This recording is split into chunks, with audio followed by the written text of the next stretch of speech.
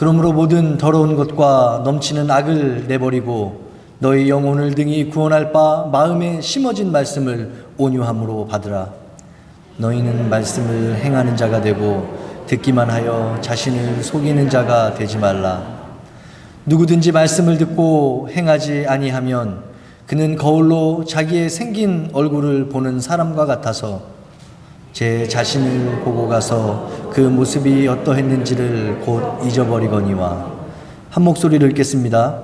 자유롭게 하는 온전한 율법을 들여다보고 잊어버리는 자가 아니요 실천하는 자니 이 사람은 그 행하는 일에 복을 받으리라.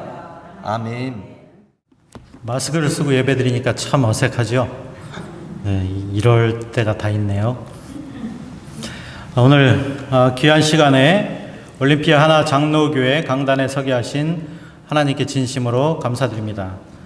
또한 올림피아 하나 장로교회 담임 목사님과 모든 성도님들께 감사드립니다. 제가 작년에는 다리가 부러져서 목발로 다니느라고 힘들었었는데 많은 사랑으로 기도해 주셔서 이렇게 건강한 모습으로 강단에 서니까 참 기쁘기 그지없습니다. 그런데 시차 때문에 제가 조금 멍멍할 때가 있습니다.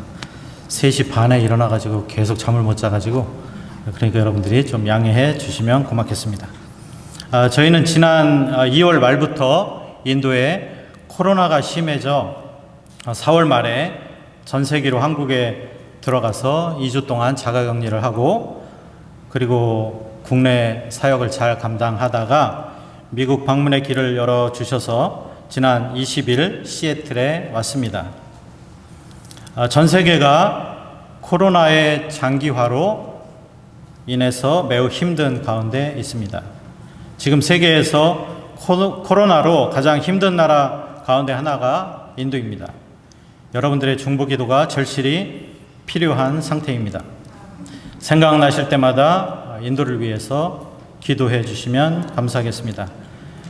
우리들의 기도가 인도를 위해 모아질 때 인도와 전 세계에서 코로나가 물러가고 마음껏 사역할 수 있는 날이 속히 오리라고 믿습니다. 하나 장로교회 강단에는 제가 처음 서기 때문에 제가 어떻게 선교사가 되었는지 궁금하실 수도 있다고 생각되어서 제가 자라온 어릴 적 시절 이야기를 잠시 해볼까 합니다. 저는 부모님의 고향인 천안에서 태어나서 1살 때 평택으로 이사를 왔습니다. 저는 어린 시절 평택에서 사는 동안 미군들을 접할 기회가 있었습니다. 그 교회 군부대 이름이 캠프 험프리. 아주 배가 고팠던 그 시절 미군들이 철조망 안에서 맛있는 초콜릿과 껌과 캔디를 던져줘서 친구들과 즐겁게 받아 먹었던 기억이 있습니다. 그때는 배가 너무 고팠던 시절이었습니다. 그들이 주는 것들을 받아 먹으면서 매우 행복했고 기뻤습니다. 가끔 행운의 날이 오기도 했습니다. 그것은 미군들이 동전을 주는 날이었습니다. 그걸 받아가지고 가게에 가서 맛있는 과자를 사 먹던 날은 정말 세상을 다 얻은 것만 같았습니다. 그렇게 미군 부대 옆에서 살다가 부모님들이 미군 부대에 취직을 해서 일을 했습니다. 우리 가족은 미군 부대로 인해 그나마 배를 굴지 않고 살 수 있는 환경이 주어져 참으로 감사했습니다. 그때 제 어린 마음에 나도 커서 미국처럼 우리나라가 잘 살게 되면 남을 도와주는 사람이 되어야 되겠다는 생각을 했었습니다. 이렇게 어렵고 힘든 시절과 도움을 받아가며 살던 대한민국이 이제는 도움을 받던 나라에서 도움을 주는 나라가 된 것은 하나님의 크신 사랑이며 인도하심이라고 믿습니다. 제가 선교사로 헌신하게 된 결정적인 계기도 미군 부대와 연관이 있습니다. 미군 부대에서 카투사로 군복무를 하는 군인들이 저희 시골 동네 교회에 주일학교 교사로 와서 섬겨주었습니다. 주로 대도시인 서울과 대구, 부산 쪽에서 온 카투사들은 시골 교회 사람들과는 생각이 많이 달랐습니다. 그때 처음 들어본 말 중 제 마음을 뛰게 한 말은 평택복음화, 민족복음화, 세계복음화라는 말들이었습니다. 시골교회 고등부 학생이었던 저는 이런 말을 들었을 때 눈이 번쩍 띄어지는 느낌이었고 가슴에 신비하고도 뜨거운 성령의 불길이 느껴졌습니다. 그러면서 저도 모르게 민족복음화, 세계복음화를 꿈꾸며 비전을 갖고 기도하기 시작했습니다. 고등학교 시절 제 인생의 목표를 결정짓는 사건이 하나 있었는데 그것은 바로 허드슨 테일러의 전기를 읽게 된 것이었습니다. 중국 선교에 생명을 바친 허드슨 테일러의 전기를 읽으면서 느낀 것은 바로 주님을 사랑하는 사람들은 주님이 원하시고 바라시는 곳으로 가서 생명을 걸고 복음을 전해야 한다는 것이었습니다. 그래서 저도 허드슨 테일러와 같은 선교사가 되어야겠다는 결심을 하게 되었습니다. 그 후로 저는 선교사가 되기 위해 모든 준비를 하기 시작했습니다. 먼저 신학교에 들어갔고 언어를 배우기 위해 새벽 영어 학원에 다니기 시작했습니다. 신학교 졸업 후 필리핀으로 건너가 공부를 좀 더 한 후에 지금의 아내인 최성자 선교사를 만나 결혼을 하였고 영국으로 건너가 선교사 훈련원인 웩이라는 선교 단체에서 본격적인 선교사가 되기 위한 훈련을 받았습니다. 그 후 필리핀에서 사역하고 총회장님의 부르심으로 한국 선교국장으로 국내 사역을 감당을 한 후에 2004년 인도에 들어가서 사역하기 시작했습니다. 인도 가기 전에 한 달 동안 인도를 답사할 기회가 있었습니다. 인도는 워낙 큰 나라라 비행기를 타고 여러 지역을 다녀야 했습니다. 그런데 비행기 값을 아끼려고 기차를 타고 다녔습니다.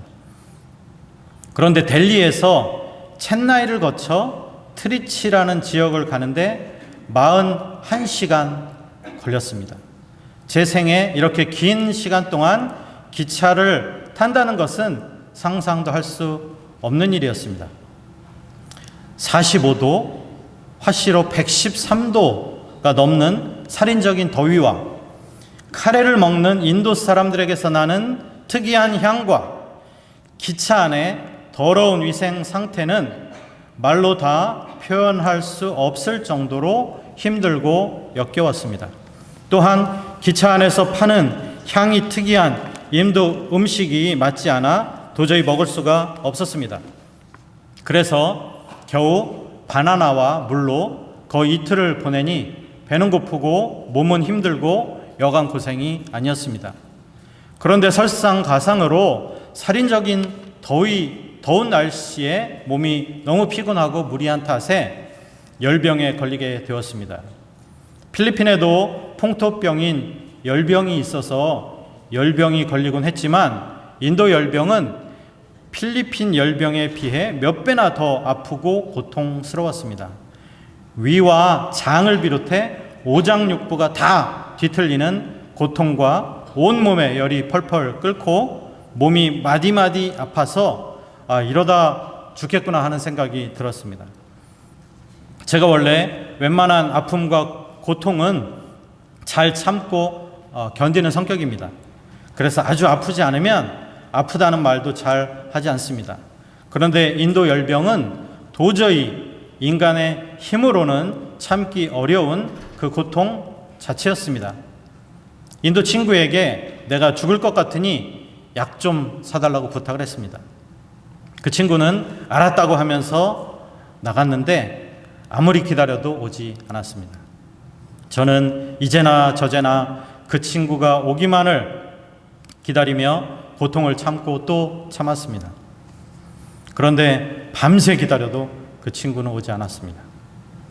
그 다음 날 이 친구가 약을 가지고 왔습니다. 어제는 왜 안 왔냐고 했더니 약을 사러 가다가 아는 친구를 만나서 이야기하다 깜빡 잊어먹었다고 했습니다. 그때 저는 너무나 큰 충격을 받았습니다. 인도 문화가 우리와 얼마나 다른지 이 사건 하나만으로도 충분히 알 수 있었습니다. 인도에서 살다 보니 이런 삶이 인도 사람들의 문화라는 것을 알게 되었습니다.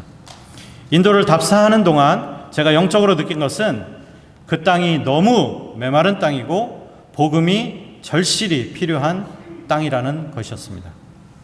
구석구석마다 크고 작은 힌두 사원들이 넘쳐나고 3억 3천 이상의 각종 우상 신들을 숭배하는 예수가 없는 불쌍한 인도 사람들이 사는 땅이었습니다. 빨리 누군가 이 나라에 와서 예수 그리스도의 복음을 전해야 한다는 절박한 마음이 들었습니다. 그래서 내가 이 땅에 와서 이 죽어가는 인도 영혼들을 살려야겠다는 마음이 더욱 강하게 들었습니다. 비록 육신적으로는 힘들고 어렵고 고통스러운 땅이지만 영적으로는 제가 꼭 와야만 하는 선교지라는 확신이 들었습니다. 내가 선교사가 된 것이 바로 이 인도 땅을 위함이라는 생각과 이 죽어가는 인도 영혼들을 살리기 위해 나를 이 땅으로 부르신다는 확신이 들었습니다. 죽을 고생을 하며 한 달 동안 인도를 답사하는 동안 저는 몸무게가 몇 킬로나 빠졌습니다. 인도 답사를 마치고 집에 오자 제 아내는 제 모습을 보고 깜짝 놀랐습니다. 제 아내가 하는 말이 무슨 거지가 온 줄 알았다고 했습니다. 인도로 갈 때는 양복을 입고 말끔하게 나갔는데 인도에서 돌아올 때는 남루한 모습에 남편이 아닌 사람이 온 것 같다고 했습니다. 사실 제 아내는 인도보다는 태국으로 가자고 했습니다. 영국에서 필리핀에서 파송교회도 없이 고생을 많이 한 제 아내는 좀 더 편한 선교지로 가고 싶다고 했습니다. 하지만 저는 이미 결정을 한 상태였습니다. 어느 날 저는 제 아내를 식탁에 앉아보라고 했습니다. 그날은 우리가 가야 할 선교지를 결정 짓기로 한 날이었습니다. 아내는 제가 인도에서 너무 고생한 탓에 내심 태국으로 갈 것이라고 생각하고 있었던 것 같습니다. 저는 그런 아내의 마음을 잘 알고 있었지만 인도를 향한 하나님의 부르심을 거부할 수가 없었습니다. 제가 어렵게 입을 열었습니다. 여보, 아무래도 우리 다음 선교지는 인도인 것 같아. 이 말이 떨어지자 아내는 한숨을 푹 내쉬었습니다. 그리고 한동안 아무 말도 하지 않았습니다. 그리고 조금 후에 이렇게 말했습니다. 아니, 인도에서 그렇게 죽을 고생을 했는데 인도로 가자니 이해가 되지 않습니다. 그때 제가 이렇게 말했습니다. 당신한테는 미안하지만 사실 내가 선교사로 헌신할 때는 이슬람권이나 힌두권에서 사역하는 선교사가 되고 싶었기 때문이야.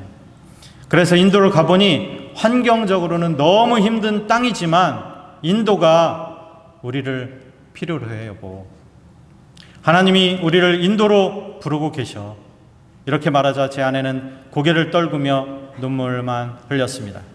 그렇게 인도로 가는 것을 힘들어했던 제 아내 최성자 선교사는 인도 땅에 도착해 수많은 어려움을 겪었지만 믿음으로 더욱 단단해져서 지금은 14억 인도 영혼의 축복의 통로로 아주 멋지게 사용되고 있습니다. 저희 가족은 2004년 3월 17일 인도 땅을 밟았습니다. 인도에 도착한 지 한 달 만에 파송교회가 후원을 중단하고 딸아이 학교도 보내지 못하고 아내가 몸이 아파 알아눕는 힘든 시간이 2년이나 계속되었습니다. 그러나 저희는 그 땅을 포기할 수 없었습니다. 하나님께서 우리를 부르신 땅이니 죽으면 죽으리라는 에스더의 믿음으로 매일 아침 저녁으로 가정 예배를 드리며 하나님께서 인도 사역의 길을 열어주시기를 간절히 기도했습니다. 그러자 하나님께서 인도 사역을 위한 길을 열어주셨고 인도 복음화를 위한 큰 비전을 주셨습니다. 그것이 바로 100천만 비전입니다. 인도 땅에 100개의 인도 목회자 훈련 학교를 세우고 1000개의 교회를 개척하고 건축하며 인도 복음화의 앞장설 만 명의 하나님의 군대를 말씀으로 훈련하여 세우는 비전입니다. 2006년부터 가난한 인도 목회자들을 말씀으로 재훈련하는 사역의 길이 열려져 정말 열심히 가르쳤습니다. 이 사역은 지금까지 계속되고 있으며 현재까지 수많은 목회자들이 저희 학교를 졸업하고 인도 교회가 부흥되는 놀라운 열매가 지금도 맺혀지고 있습니다. 4년 과정으로 말씀 훈련을 하여 각 교회로 재파송하는 사역은 하나님께서 가장 기뻐하시는 사역이라고 믿습니다. 매주마다 저희가 가르치는 말씀은 각 인도 교회 주일 설교로 거듭나 10,000명 이상의 인도 성도들에게 선포됩니다. 한 목회자당 최소한 70-80명의 성도들이 있고 수백 명의 성도들이 있는 인도 목회자도 여럿이 있습니다. 저희는 건물 중심이 아닌 사람 중심의 사람을 키우는 사역을 합니다. 따라서 우리들이 가장 자랑스럽게 생각하는 인도 사람들은 말씀으로 무장된 인도 목회자들입니다. 15년째 말씀 훈련 사역을 해서 어디 가나 우리 학교를 졸업한 제자들이 있습니다. 또한 이들 중에 믿음으로 교회 부지를 마련한 신실한 목회자들에게 교회 건축 후원자를 연결을 해서 인도 교회를 건축해주는 사역을 진행하고 있습니다. 지금까지 48개의 교회가 인도 땅에 멋지게 세워졌고 헌당되어졌습니다. 전개 교회 건축 비전은 인도 현지 목회자들과 함께 성취할 연합 사역입니다. 저희가 인도 교회를 후원하면 후원을 받은 인도 교회가 10개의 지교회를 개척하는 비전으로 인도 목회자들에게 물질만 주는 것이 아니라 교회만 세워주는 것이 아니라 뜨거운 비전도 함께 주는 매우 귀한 사역입니다. 현재 15개 이상의 지교회를 개척한 인도 목회자도 있어서 1000개 교회 건축 비전은 반드시 성취될 줄로 믿습니다. 이와 더불어 저희는 로얄 패밀리 가정 사역도 합니다. 첫째 사람을 세우고, 둘째 교회를 세우고, 셋째 가정을 세우는 3중 세움의 사역을 거침없이 감당하고 있습니다. 지난 2월 올림피아 하나 장로교회 옥권사님, 홍권사님, 서집사님 세 분이 인도에 오셔서 저희와 함께 귀한 사역을 감당해 주셨습니다. 인도에서 저희가 어떤 사역을 하는지 생생하게 체험하시는 매우 의미 있는 시간이 되었다고 믿습니다.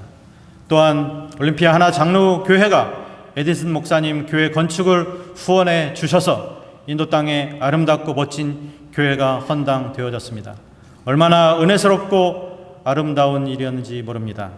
다시 한번 후원해 주신 모든 분들과 하나 장로교회 성도님들께 진심으로 감사를 드립니다. 앞으로 하나 장로교회와 함께 인도 사역이 멋지게 전진을 거듭하리라 믿습니다. 저희는 심장이 하나밖에 없는데 이 심장은 바로 오직 인도 민족을 위한 것이라고 믿습니다. 저희 심장은 인도라는 말을 들으면 미친 듯이 뛰기 시작합니다. 다른 나라에는 별로 반응을 하지 않습니다.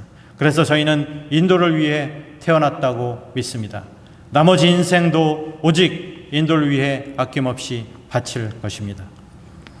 코로나로 인해 모든 분들이 힘들어 하시지만 예수를 믿는 우리들은 두려워하거나 불안해할 필요가 없습니다. 우리를 너무나 사랑하시는 주님께서 속히 코로나가 물러가게 해주시고 이 일 후에는 더욱 큰 은혜와 축복으로 함께해 주실 것을 믿기 때문입니다. 하나님을 사랑하는 자에게는 어떤 상황 속에서도 새롭고 산 길로 인도할 줄로 믿습니다. 예화 하나를 말씀드리겠습니다. 평생을 일그러진 얼굴로 숨어 살다시피 한 아버지가 있었습니다. 그에게는 아들과 딸, 남매가 있었는데 심한 화상으로 자식들을 돌볼 수가 없어서 아이들을 고아원에 맡겨놓고 시골의 외딴 집에서 홀로 살았습니다. 한편 아버지가 자신들을 버렸다고 생각한 자식들은 아버지를 원망하며 살았습니다. 어느 날 아버지라고 나타난 사람은 화상을 심하게 입어 얼굴이 흉하게 일그러져 있었고 손가락은 붓거나 없는 그런 모습이었습니다. 저 사람이 나를 낳아준 아버지란 말이야? 자식들은 큰 충격을 받았고 차라리 고아라고 생각했던 시절이 더 좋았다며 아버지를 외면해 버렸습니다. 시간이 흘러 자식들은 장성하여 결혼을 하고 가정을 이루었지만 아버지는 여전히 사람들 앞에 모습을 나타내지 않으며 외롭게 혼자 외딴 집에서 지냈습니다. 몇 년 뒤 자식들은 아버지가 돌아가셨다는 소식을 들었습니다. 그동안 왕래가 없었고 아버지를 인정하지 않고 살았던 자식들인지라 아버지의 죽음 앞에서도 별다른 슬픔이 없었습니다. 하지만 자신들을 낳아준 아버지의 죽음까지 외면할 수 없어서 시골의 외딴 집으로 갔습니다. 외딴 집에는 아버지의 차가운 시신만이 기다리고 있었습니다. 마을 노인 한 분이 문상을 와서 아버지께서는 평소에 입버릇처럼 화장은 싫다며 뒷산에 묻히기를 원한다고 일러주었습니다. 아버지를 원망했던 자식들은 아버지를 산에 묻으면 명절이나 때마다 찾아와야 하는 것이 번거롭고 귀찮아서 화장을 하겠다고 했습니다. 아버지를 화장하고 돌아온 자식들은 아버지의 짐을 정리해 태우기 시작했습니다. 평소 덮었던 이불이랑 옷가지들을 비롯해 아버지의 흔적이 배어있는 물건들을 몽땅 끌어다 불을 질렀습니다. 마지막으로 책들을 끌어내 불 속에 집어 넣다가 비망록이라고 쓰인 빛바랜 아버지의 일기장을 발견했습니다. 불길이 일기장에 막 붙는 순간 왠지 이상한 생각이 들어 얼른 꺼내 불을 껐습니다. 그리고는 연기가 나는 일기장을 한 장 한 장 넘겨가며 읽기 시작했습니다. 아들은 일기장을 읽다가 그만 눈물을 흘리며 통곡했습니다. 일기장 속에는 아버지께서 보기 흉한 얼굴을 가지게 된 사연이 쓰여 있었습니다. 아버지의 얼굴을 그렇게 만든 것은 바로 자신들이었습니다. 우리들의 불장난 때문에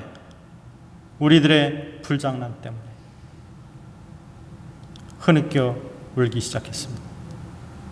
일기장은 죽은 아내와 아이들에게 쓰는 편지로 끝이 났습니다.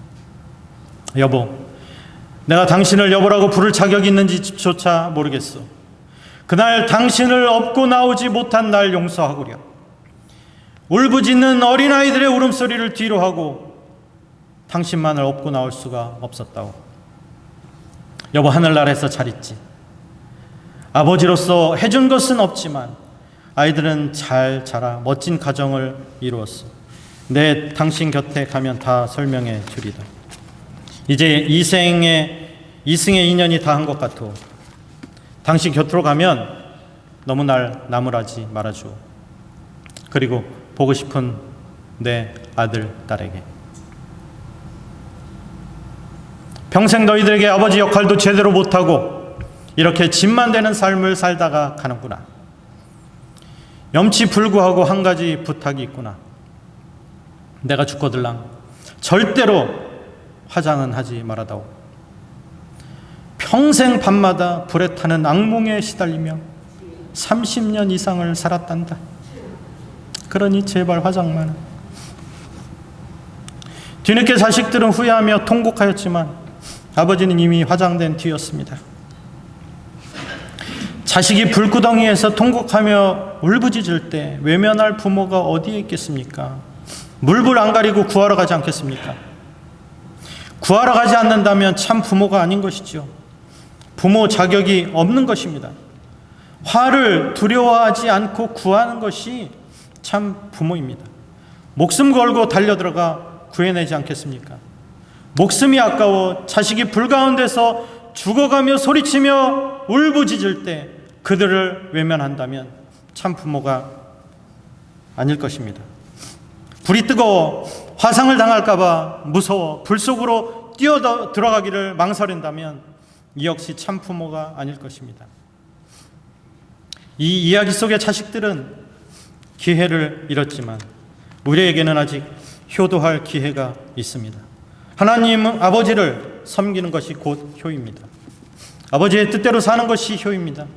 피하고 싶고 외면하고 싶은 우리의 이웃들, 냄새나고 더럽고 추한 모습의 사람들, 굶주림에 죽어가고 각종 질병으로 몸이 썩어 고약한 냄새를 풍기는 전 세계에 흩어져 살아가는 백성들, 그들을 사랑하고 섬기는 것이 곧 하나님 아버지를 기쁘시게 하는 것입니다.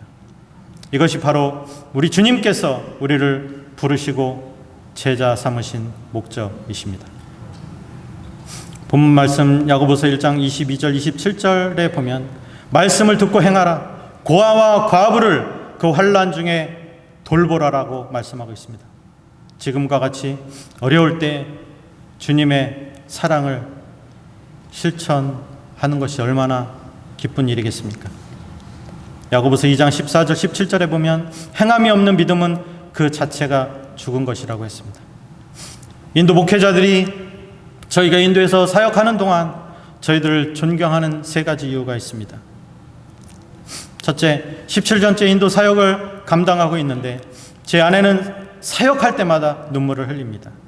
17년째 인도를 향한 주님의 눈물이 제 아내에게 있습니다. 그래서 인도 목회자들이 말하기를 우리도 인도 사람들이지만 인도 땅을 위해 며칠은 울 수 있지만 당신처럼 17년째 울지는 못합니다. 당신은 하나님께서 우리 민족을 위해 주신 인도 선교사가 정말 맞습니다. 둘째는 우리는 인도 땅에 아무런 재산이 없습니다. 다른 선교사님들은 선교지에 선교센터나 신학교나 사택이 있지만 저희들은 아무것도 없습니다. 한국에도 땅이나 아파트 한 채도 없다는 것을 인도 목회자들이 알고 저희를 매우 존경하고 따릅니다. 지금까지 인도 땅에 하나님의 몸된 제단만 건축을 했습니다. 그래서 그들이 우리를 정말 존경합니다. 셋째로 우리는 자녀가 딸 하나밖에 없는데 그 딸을 사모로 드렸다는 것입니다. 인도 목회자들은 자녀들이 그 아버지를 따라 목회자가 되는 것을 가장 큰 영광이고 자랑으로 생각합니다. 그래서 하나밖에 없는 자녀를 사모로 드린 저희들을 존경합니다. 우리의 제자들인 인도 목회자들이 우리 부부를 인도의 영적 아버지와 어머니로 부르고 있습니다. 우린 정말 그들의 영적 부모입니다. 부모는 자식들이 어려울 때 절대 외면하지 않습니다. 불이 나서 화마에 휩싸인 그들이 코로나로 인해 삶이 너무 힘든 이때 도와달라고 간절히 부르짖고 있습니다. 우리를 제발 이 뜨거움에서 배고픔에서 절망 가운데서 구해달라고 간절히 요청하고 있습니다. 여러분과 나눌 한 가지 기도 제목이 있습니다. 지금 인도 목회자들이 5개월간 주일 예배를 드리지 못하고 있습니다. 따라서 극심한 생활고에 시달리고 있습니다. 가난한 인도 성도들은 주로 일일 노동자들이고 소작농들입니다. 하지만 코로나로 인해 일거리도 없어지고 1년치 농사를 다 망쳐 예배가 시작된다 해도 드릴 헌금도 없는 상황입니다. 인도 목회자들은 자신들의 생활고와 성도들의 생활고까지 겹쳐 말로 다 할 수 없는 어려운 상황에 처해 있습니다. 우리의 도움이 그 어느 때보다 절실한 상황에 놓여 있습니다. 매일 배가 고프고 먹을 것이 없으니 도와달라는 소식이 들려옵니다. 6.25 때의 처절한 배고픔이 인도 땅을 덮치고 있습니다. 인도는 정부에서 주는 재난지원금도 없습니다.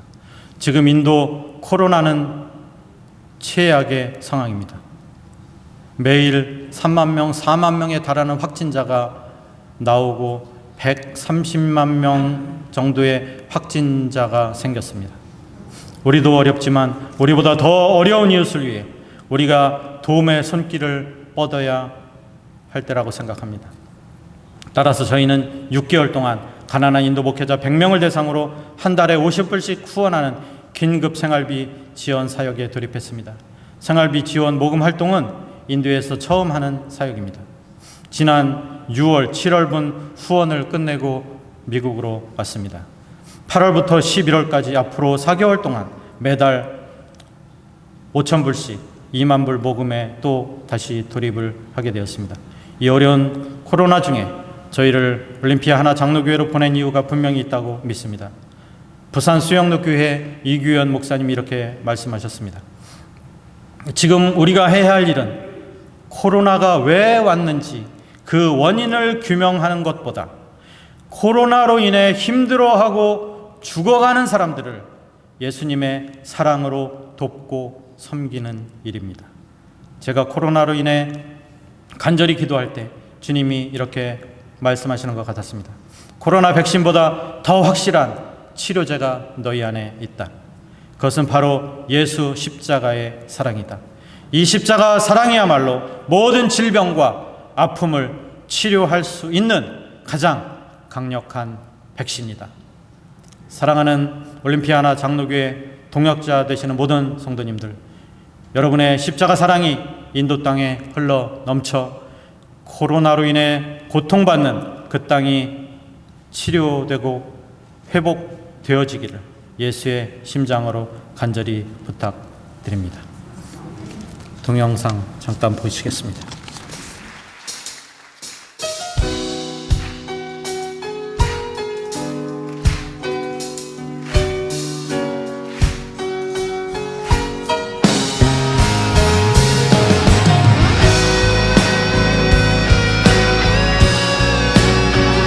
오늘도 우리를 부르시며 인도하시는 주님, 주님 찬양합니다.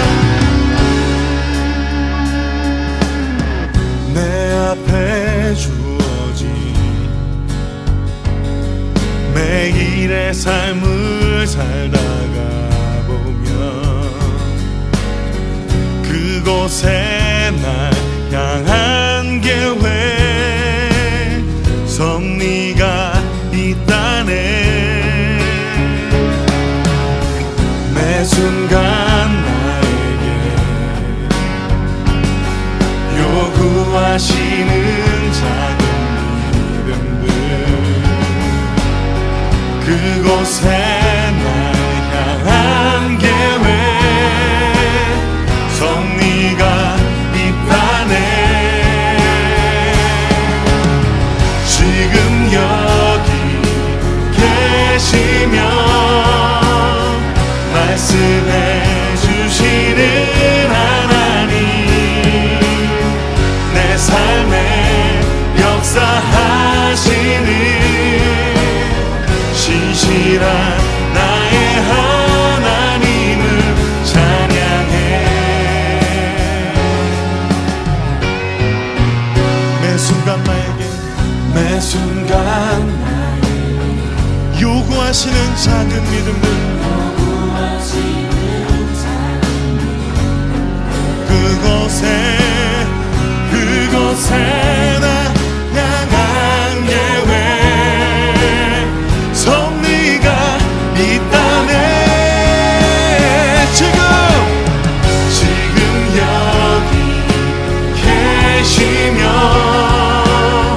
말씀해 주시는 하나님, 내 삶에 역사하시는 신실한 나의 하나님은 지금 여기 계시며